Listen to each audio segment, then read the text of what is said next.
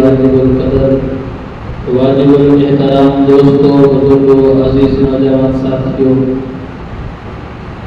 قدم سماعت فرمانے والی میری باپردہ باعزت باوقار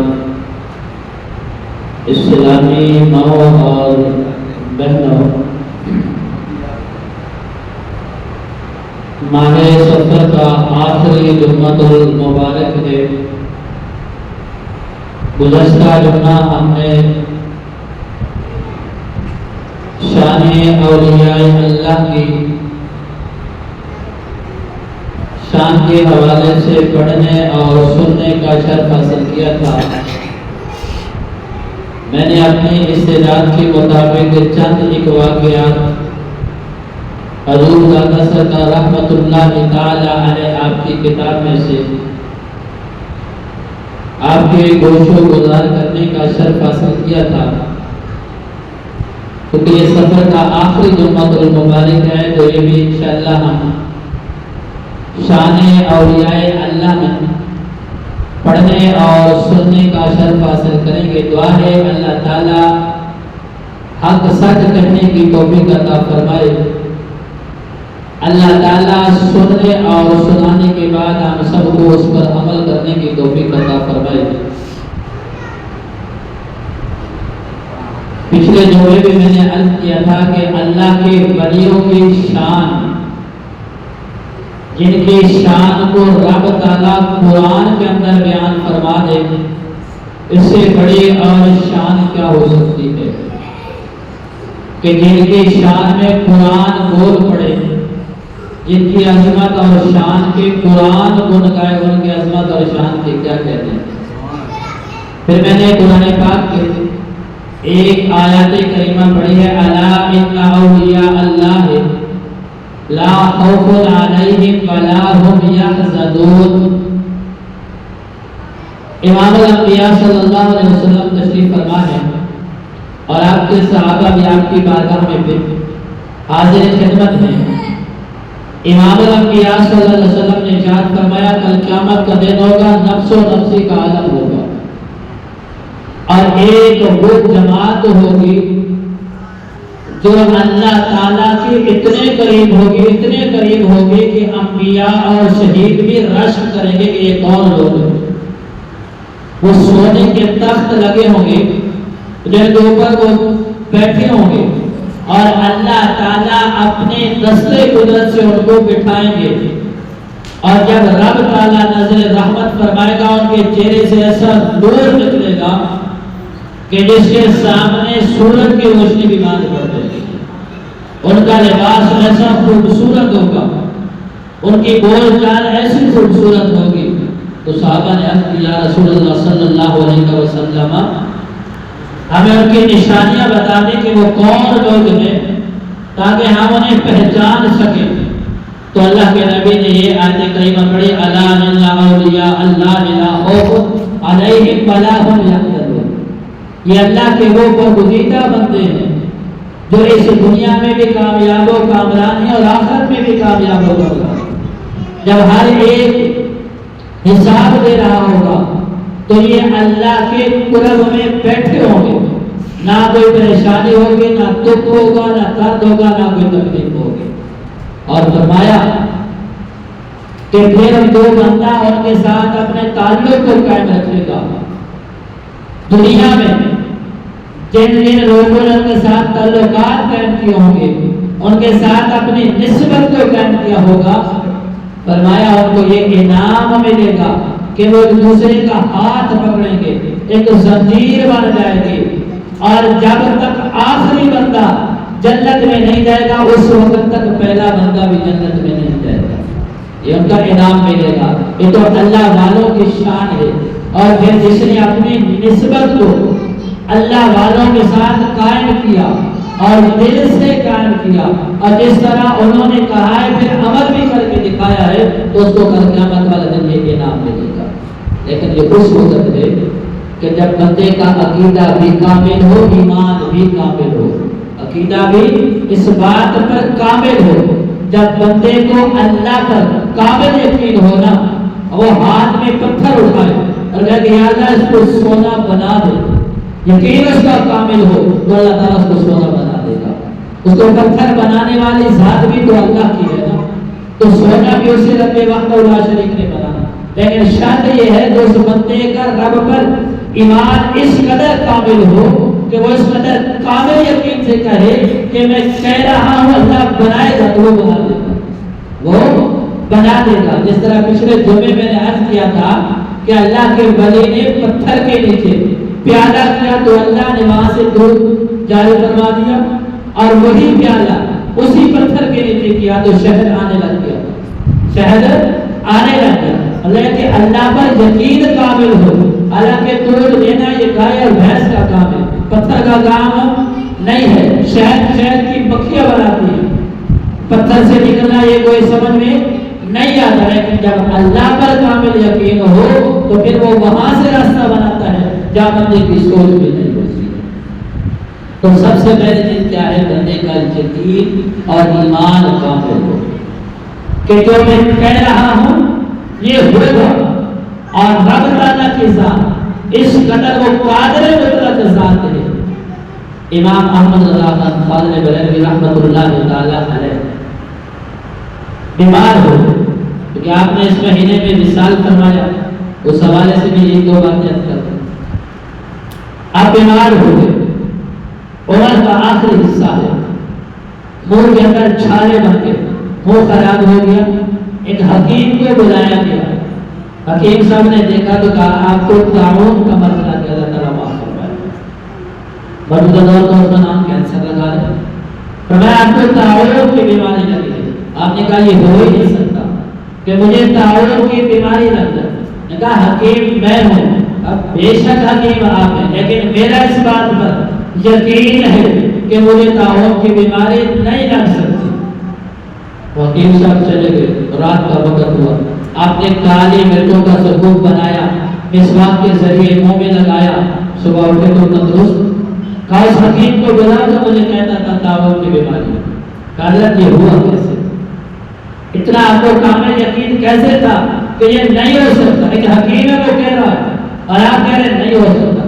فرمایا میں نے حضور کا فرمان پڑھا ہے, حدیث کے اندر ایک عربی والی دعا میرے ذہن میں نہیں. فرمایا کہ جس بیمار کو آپ دیکھو, جس قسم کی بیماری میں وہ مبتلا ہے, آپ اس کے پاس جا کر یہ دعا پڑھو, کبھی آپ کو وہ بیماری نہیں لگے گی.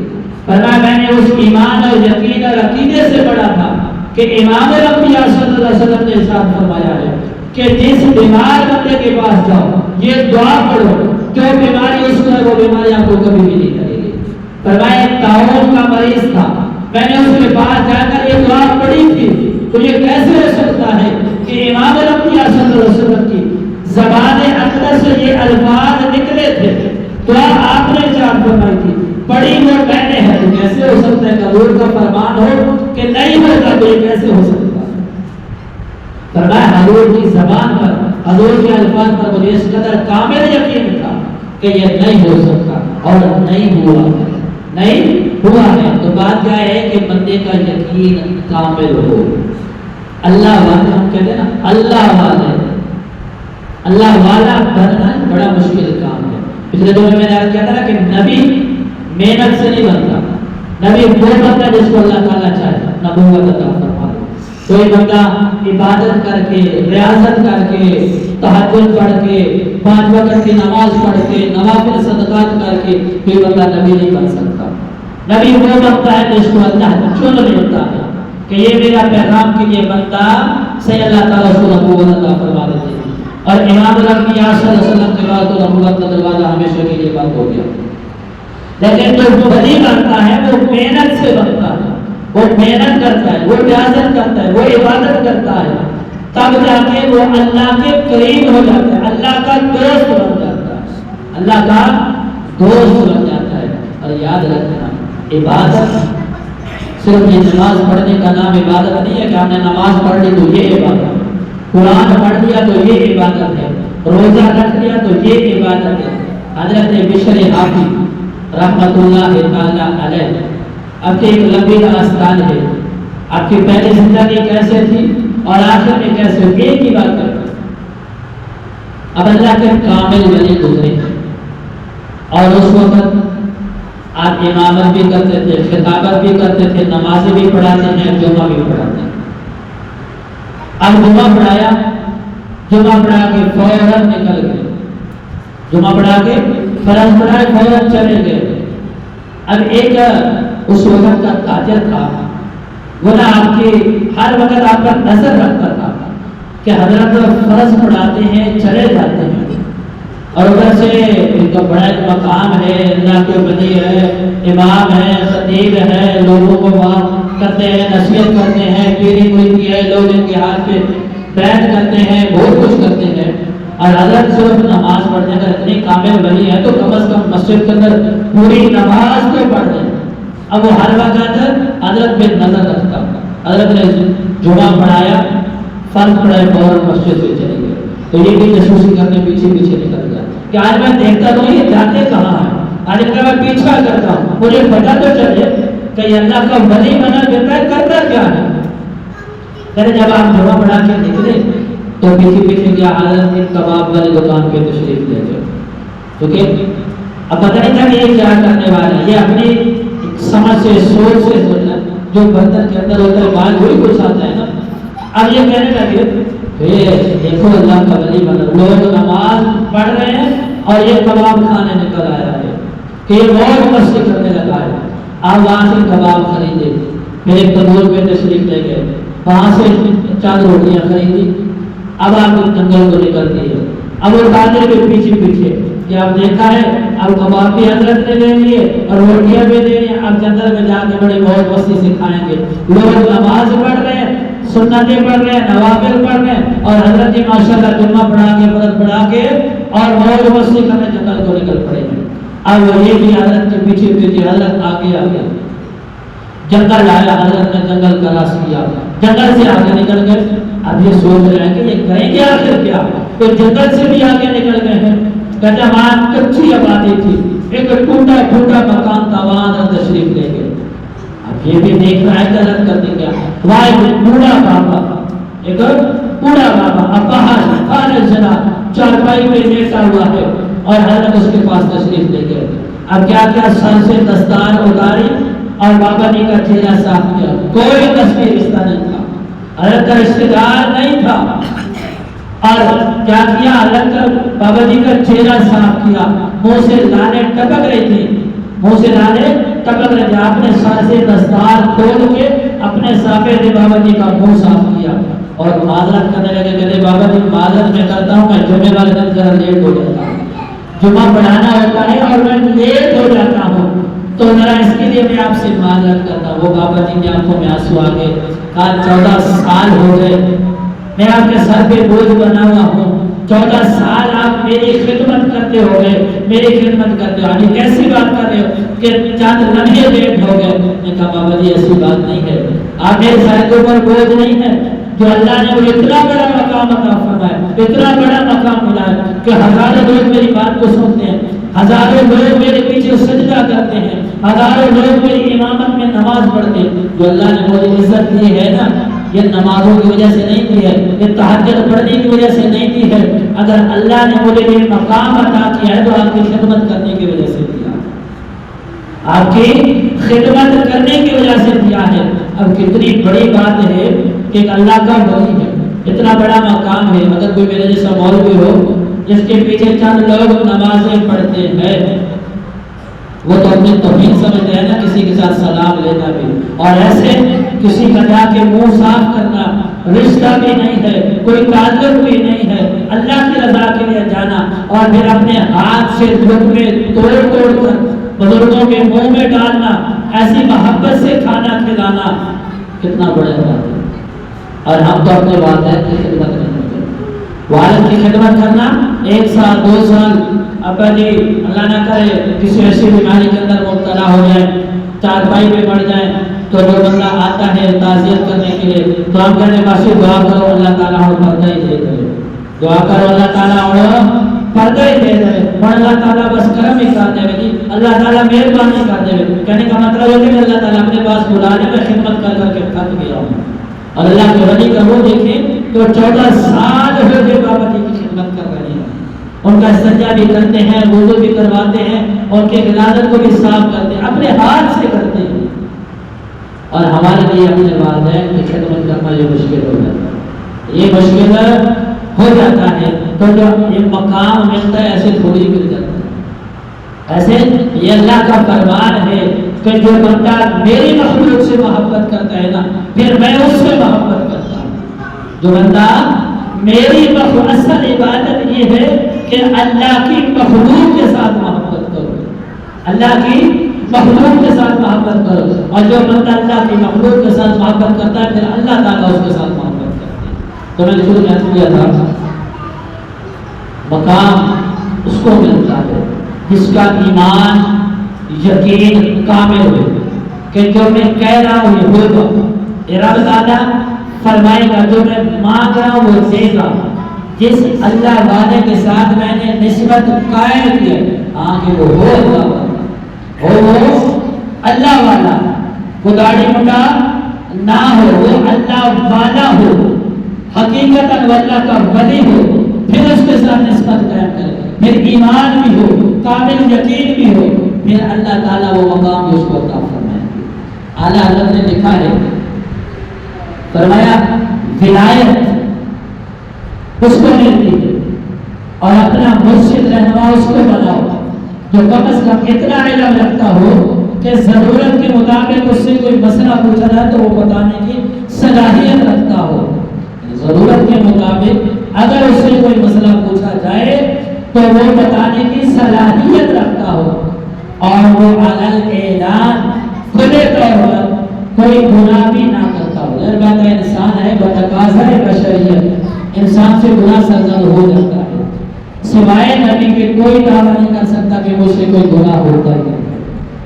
تو کیا ہے، وہ کوئی کھلا کھلا گناہ بھی نہ کرتا ہو، اس کا ظاہر جو ہے وہ شریعت کے مطابق، وہ اندر کی کھلا جاتا ہے، ہم ظاہر کے مکلف ہیں، تو ایسے بندے کے ساتھ نسبت قائم کر لے۔ خواجہ معین الدین چشتی اجمیری رحمۃ اللہ تعالی علیہ آپ کے خلیفہ ہیں، حضرت خواجہ قطب الدین بختیار کاکی رحمۃ اللہ تعالی علیہ، یہ حضرت خواجہ معین الدین چشتی اجمیری کے خلیفہ ہیں۔ اللہ والوں کی نسبت، پھر کامل ایمان، پھر یقین، عقیدے کے ساتھ نسبت کو قائم کرنا۔ اب حضرت اجمیر شریف کے اندر ہے اور خواجہ قطب الدین کی ڈیوٹی لگی ہے دہلی کے اندر، اور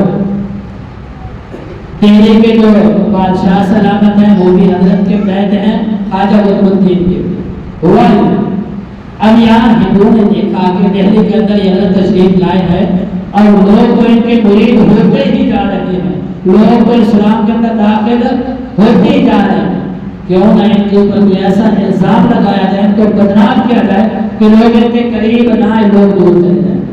ایک عورت کو تیار کیا گیا کہ آپ ان کے اوپر الزام لگا دیں، جب الزام لگایا جائے گا تو دیکھو گے کہ سارے لوگ مخالف ہو جائیں گے، تو ان کے قریب کوئی نہیں آئے گا، تو جن کے لوگ بات سنتے ہیں ان کے قریب آتے ہیں، ان کے ہو گئے جاتا ہے، یہ سلسلہ ختم ہو جائے گا۔ ایسے ہوا، ایک عورت کو تیار کیا گیا، صبح بادشاہ سلامت کا دربار لگا، قاضی کی عدالت لگی، تو ایک عورت ہاتھ میں بچہ اٹھائے ہوئے ہے، چیخ رہی ہے، چلا رہی ہے، بادشاہ کے دربار میں لگی۔ بادشاہ نے کہا کیا ہوا؟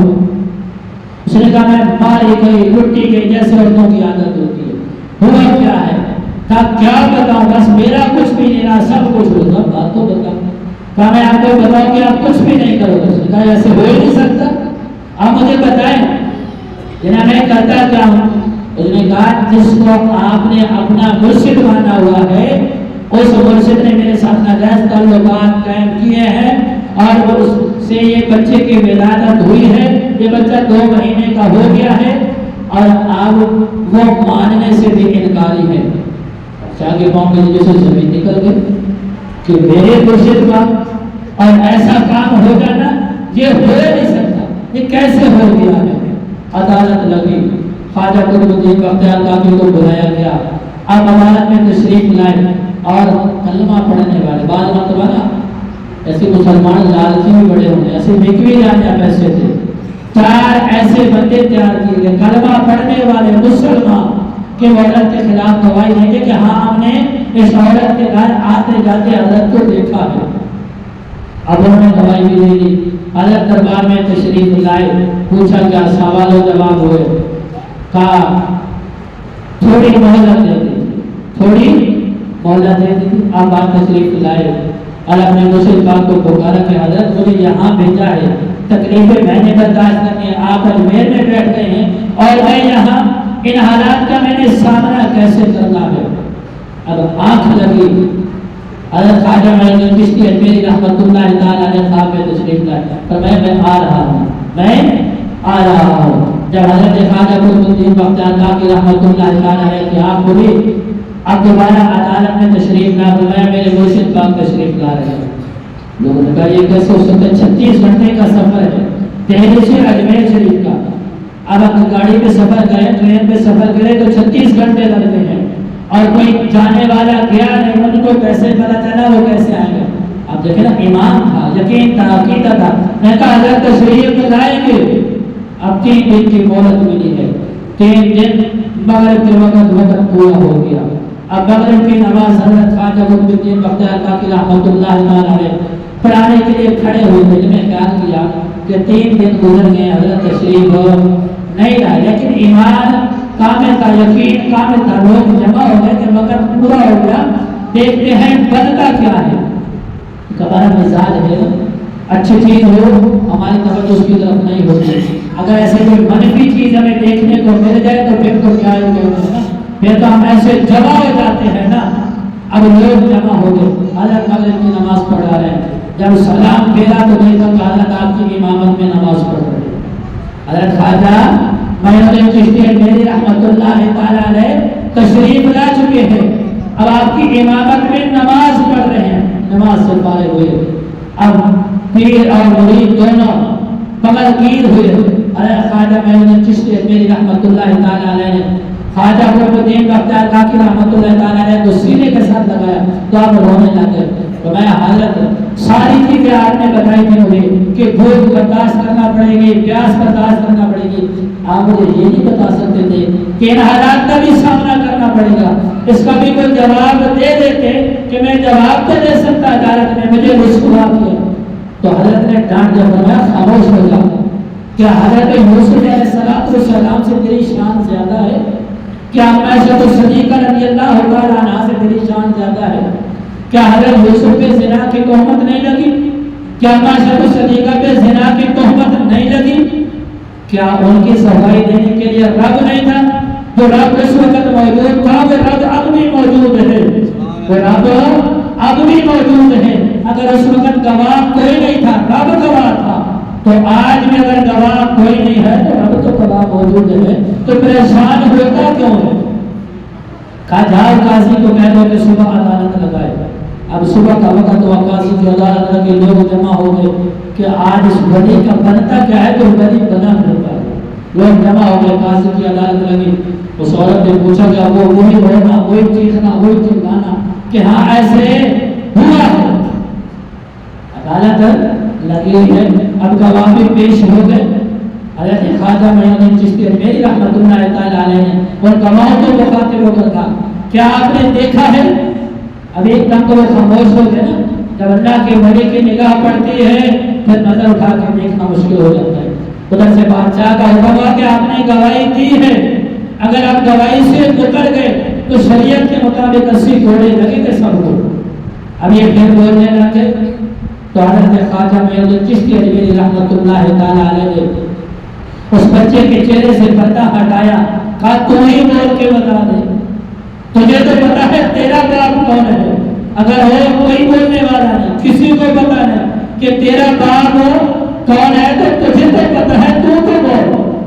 اب دو وہاں کا بچہ اٹھ کے بیٹھ گیا، وہ زبان ہاتھ سے بولنے لگا، اس نے بتایا کہ جو مجمع کا سردار بیٹھا ہے نا، میرا باپ یہ ہے، یہ جو مجمع لگا ہوا ہے، یہ مجمع کا جو سردار ہے نا، میرا باپ وہ ہے، میرا باپ خواجہ قطب الدین نہیں ہے رحمۃ اللہ تعالی علیہ۔ بندے کا یقین کامل ہو، ایمان کامل ہو، تو میں نے عرض کیا ہے کہ رب تعالیٰ وہاں سے رستہ بنا دیتا ہے جہاں بندے کی سوچ بھی نہیں دیتی. ہم اسباب پر یقین رکھتے ہیں، مسبب الاسباب پہ یقین نہیں رکھتے. بھیا اسباب جو ہیں وہ پیدا کرنے والا رب ہے. جب رب پر یقین ہوگا، ہاں اسباب پر بھی یقین رکھنا چاہیے، لیکن ان اسباب سے بڑھ کر مسبب الاسباب پر یقین رکھنا چاہیے.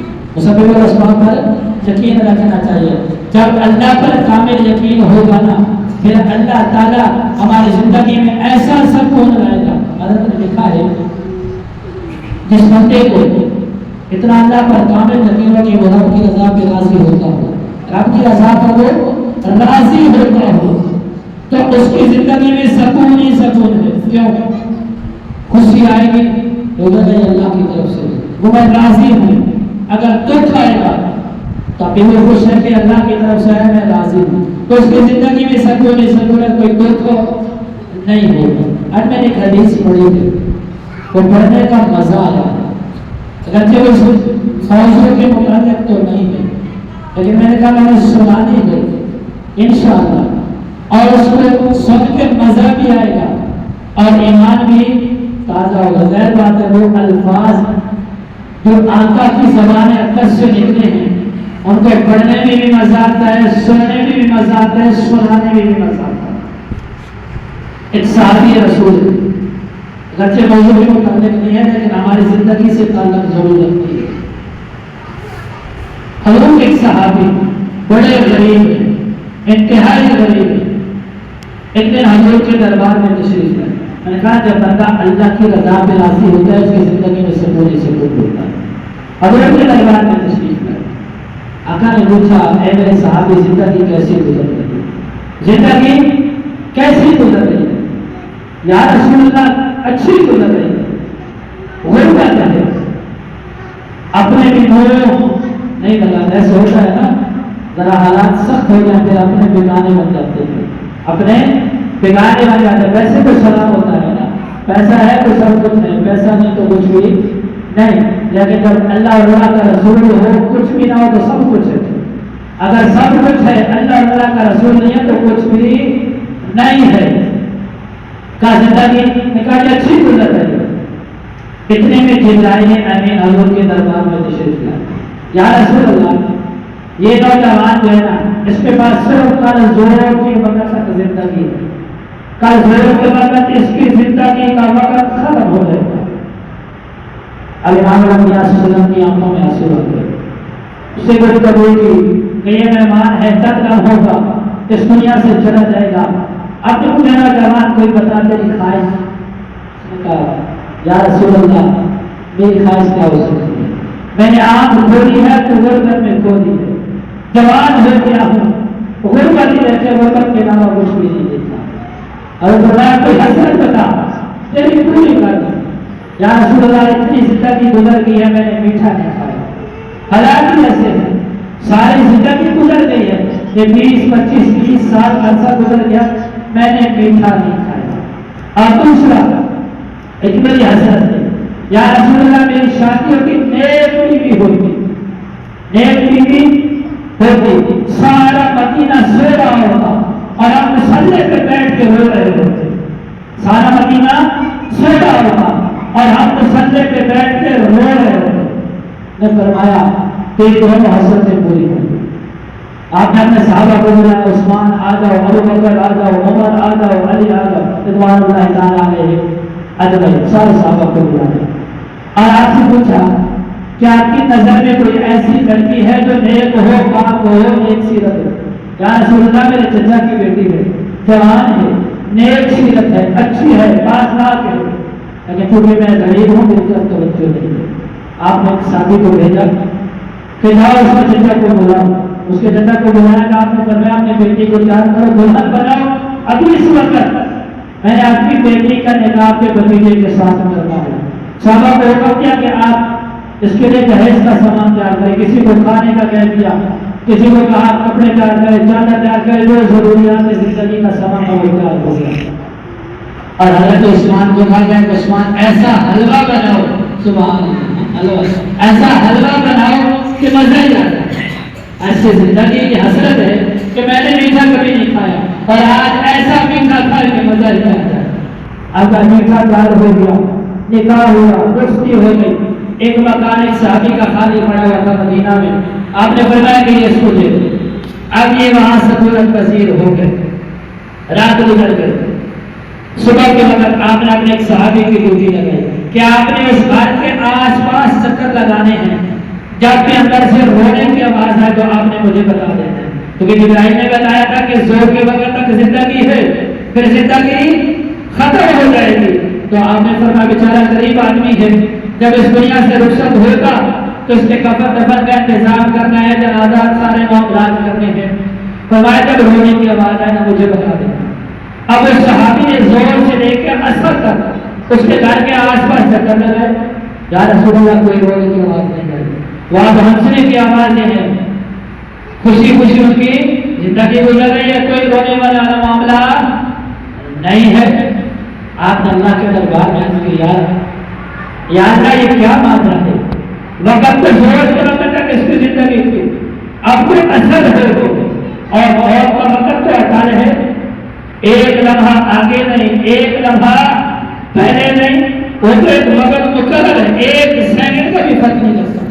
یا اللہ زور ميسر ہو، وہ صحیح سلامت ہو. رب تعالیٰ نے فرمایا یار کہ میرے بابو تھا تو ایسے اس کی زندگی کا وقت تو زور کے وقت تھا، ختم ہو جانی تھی.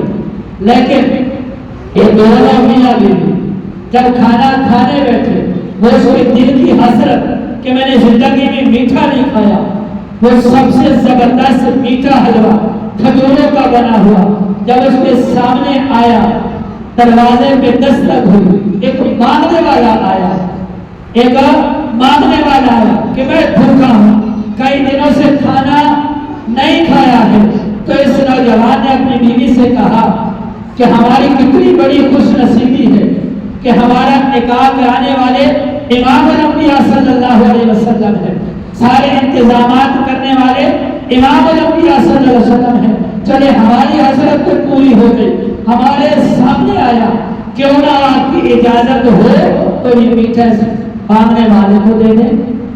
جب وہ سارا وہ حلوہ شریف اٹھایا اور اس مانگنے والے کو دے دیا، اور اس مانگنے والے نے دعا دی ہے، اللہ کی بارگاہ میں ہاتھ اٹھائے ہیں، یا اللہ ان کی زندگی کو خوشیوں سے بھر دے، یا اللہ ان کو اولاد کی نعمت سے نواز دے.